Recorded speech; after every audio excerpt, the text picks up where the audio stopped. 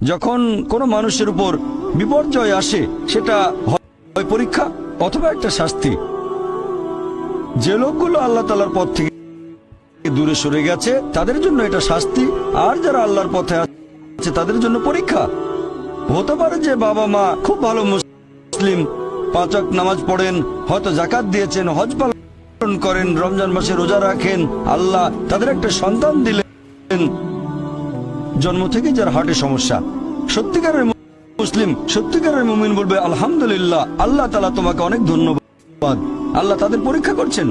আরেকটা লোক যে কৃতজ্ঞ নয় আর এই পরীক্ষায় হয়তো পাশও করবে না, সে বলবে কেন, সে লাফালাফি শুরু করবে, আল্লাহর কাছে অভিযোগ করবে যে কেন আল্লাহ তাআলা আমাকে এমন বিকলাঙ্গ সন্তান দিলেন জন্ম থেকে যার হার্টের সমস্যা।